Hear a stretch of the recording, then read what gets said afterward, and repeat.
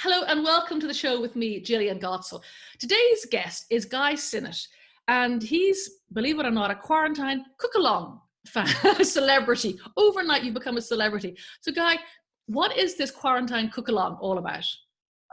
It's just funny. I work in events in the music industry, and obviously, when the quarantine started, there was no gigs on in the evening. They will be back, obviously. And I love home cooking. I'm obsessed with food, and I just thought I may as well, for the laugh, start filming things I was cooking in the evening and in step-by-step segments, stuff that I cook every week. So, Well, not every are day. you the man that normally posts pictures of his food on Instagram? Even Yeah. before this, you're Yeah, that man. no, well, a little bit. No, not really. A bit, like, more on my like Insta story. I didn't like, yeah, kind of, but like basically, yeah. So I just thought it'd be a bit of fun, and I just kind of thought, like, I say the big one was like spaghetti carbonara, and I noticed everyone was stockpiling pasta when this was announced. People, all the tinned tomatoes and all that kind of thing. So I said, I may as well just cook a carbonara. It's the kind of thing I cook once every 2 weeks. It takes 15 minutes to do. It's very simple. It's only got pasta, eggs, cheese, black pepper. That is it. Oh, and pancetta, but that's it. No cream, Is no that my garlic, none of that. mistake? I have cream and it curdles and it. No, yeah. Oh, That's I make not horrible. that's It not what looks. goes into it. Ooh, it It's not tastes nice. okay, but it looks Yeah, disgusting. exactly. All you need is the five ingredients, and it's just what I wanted to show was the techniques, or like why you do this. So like you slowly cook down the pancetta because it releases the fat. You use the pasta water, a little bit of pasta water. You add that to the bacon, the pancetta fat. Then you add your pasta just a little bit undercooked, and the pasta absorbs it. You take it off the heat, and then you add like the cheese pepper mixture, and the heat of the spaghetti actually cooks the eggs. So you're not, it's like it's you don't end up with scrambled, like you're not eating anything raw, but you don't end up with scrambled eggs either. So you don't like leave it on like a high heat or anything like that, and then it just turns into magic. And it's really simple, and like people I noticed love the simple kind of stuff, and it's not stuff that you have got to go to a health food shop and spend a fortune on, chia seeds or whatever else everyone else is eating. It's all the stuff I'm doing in the cook-alongs is straightforward stuff that I think the people like like hash browns and carbonara. Lasagna does take a little bit of, took a bit of time, but like it is good, like really good. Roast chicken, Yorkshire puddings, roast potatoes, homemade, how to make gravy. People don't like, those kind of things, like people love to eat, and might have been a little bit afraid of, I think. But when you see a video on how to do it, you're like, oh, I can do that. Like I'm no expert. Like, I'm not a Where trained did you chef. learn your cooking skills? It's funny. Like, I grew up in a restaurant. My parents had a restaurant from when I was about 14 till I was 17. So I was always obsessed with food. Like, I think my mom was a really good cook too. So I think everything is kind of childhood triggering or whatever. That's where you kind of get your kind of passions from. So we lived over the restaurants. I was always around food. Like, we didn't eat what was the food in the restaurant. Like, I used to work as a kitchen porter on the weekends. Wash the dishes, gonna learn asking questions. Dinner was like the staff meal, which is like something thrown together in 10 minutes. Like, you're not ordering fillet steaks and whatever else every night of the week. And so that was that. And I was always obsessed with food. And then it's just a lifetime of like watching and trying to learn different things, like different YouTube, reading different cookbooks, that kind of thing. And yeah, it just kind of and I've just been, I'm obsessed with restaurants and travel as well. So whenever we go somewhere, I'm willing to go, far away places just to eat a particular thing, that kind of thing. And yeah, and I'm just kind of obsessed. So I just started doing videos, and it's mad. It's It's blown up. mad. How many followers do you have now? At the moment, I still, like, before this started, I had 800 regular Which is followers. respectable. That's Yeah, respectable. which is fine. And Yeah. now I have 14,200 and That's something. 4,000 more than when I first read about you. Yeah, I know. It's Are you like great. doubling the numbers every Yeah, it's week? growing really, really fast. I did one. Everyone was asking me for chicken wing, buffalo wings. So I did one the other day, and that's really blown it up again, because I think people are missing chicken wings and love going to like Elephant and Castle or wherever else. I hear I them don't know. advertised on the radio. They're doing Yeah, delivery. Yeah, it's funny, but not down the So country.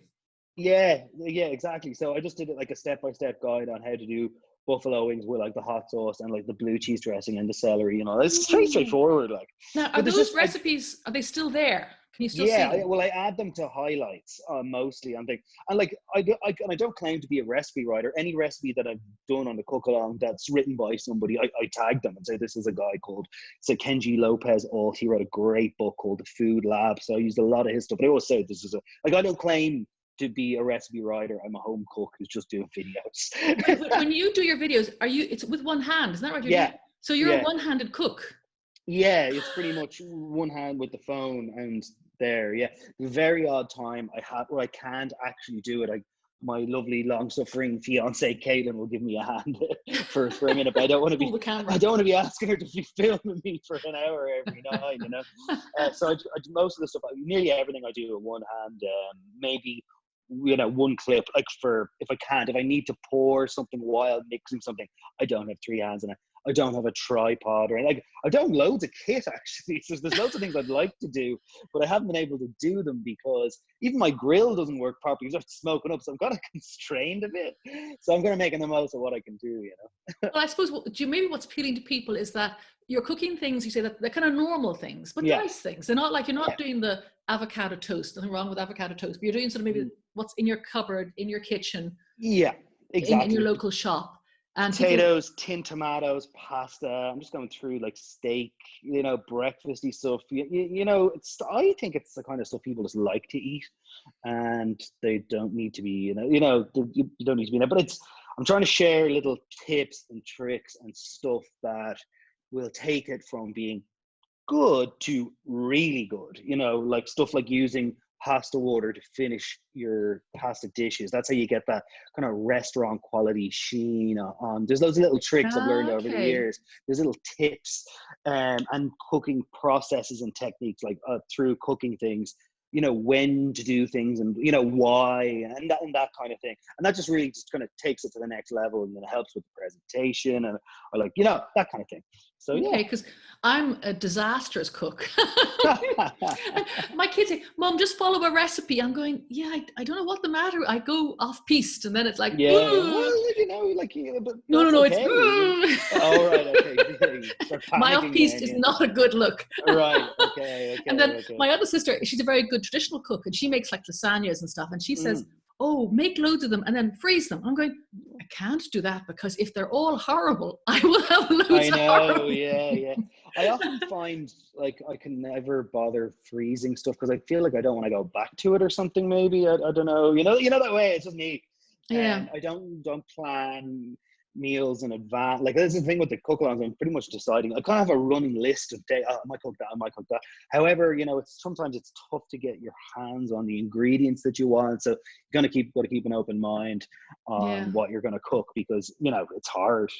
Like luckily I'm here in Bray. There's a really good grocer, Get Fresh. It's called. Like really, really fantastic. So we only moved back. I lived in Dublin City for 5 years. We were in Dublin 8, and we luckily moved back just before Christmas. Got very lucky.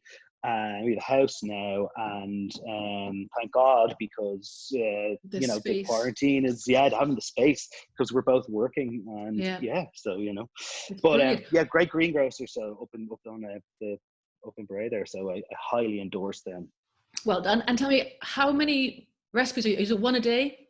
I was doing one a day. I started on the 13th of March and I did one pretty much. We're now at, what are we at, 27th? I was doing one nearly every day for a month and then I had to change it every second day because I was getting quite anxious. I was waking up in the morning going, how am I going to do this today? What if I can't get my hands on it?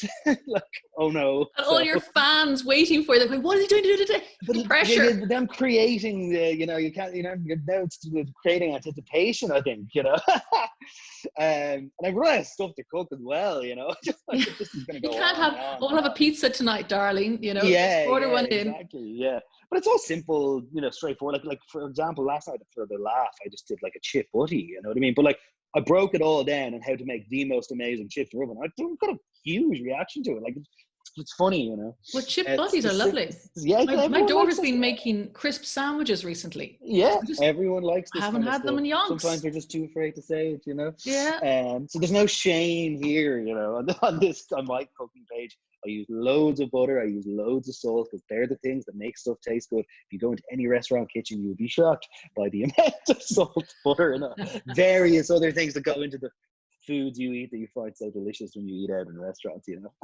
So tell me, what is your favorite recipe? Is it the carbonara, or that's the biggest reaction? Oh no, my favorite one would be either rib of beef. I just love rib of beef. It's my favorite. Or roast chicken with like roast potatoes. It's like a Sunday dinner. It's so comforting with like homemade gravy and green beans like that. That's what before the lockdown, I would eat roast chicken with roast potatoes, Yorkshire pudding, and green beans every Sunday. Just gets you in the nice comforting headspace, you know. Oh, and rib of beef, that would be my two favorite things. Like I love carbonara, it's delicious, but it's the kind of thing, you know, I can put together in 15 minutes, you know. Yeah. The other ones take a little bit more time, but not too long. You're talking a couple of hours. But like, you know, I'll just put a pot when I'm not filming beforehand. Cooking for me is a pleasure. Well, it was a pleasure Before you had all these fans. Yeah, before I had to film everything and freak out about posting it. So beforehand, I'd put on like a a podcast or something I want to catch up on, listen to, open a glass of wine or a bottle of wine, maybe a couple of bottles of wine, and cook away, you know. And that's what I do to relax on the weekends and stuff, you know. Do you know, I'm the exact opposite. I learned about 10 years ago, I was cooking for friends. I was having some girls coming over. The house was clean.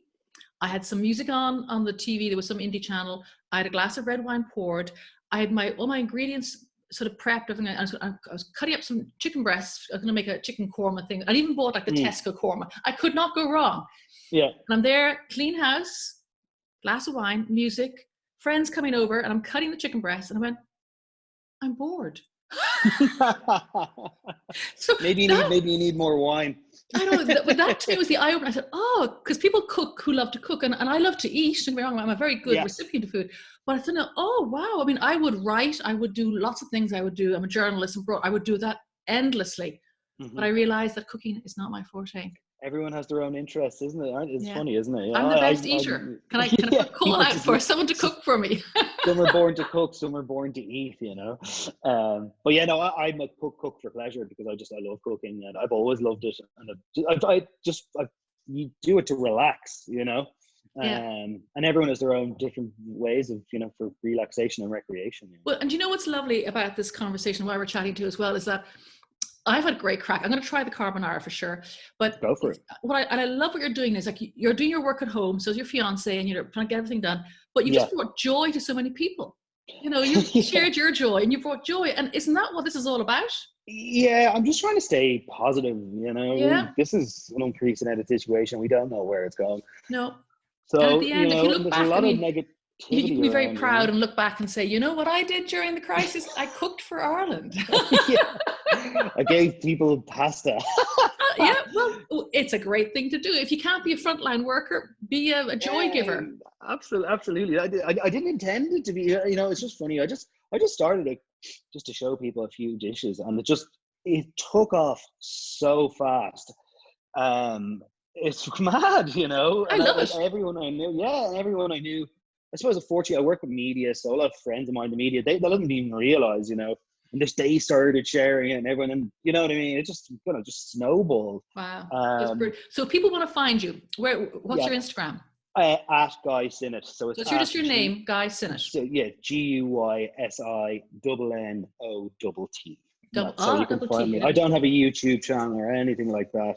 I'm just doing it on Instagram. It's just really fly by night, you know, day to day. I don't have an agenda. Do you know what I mean?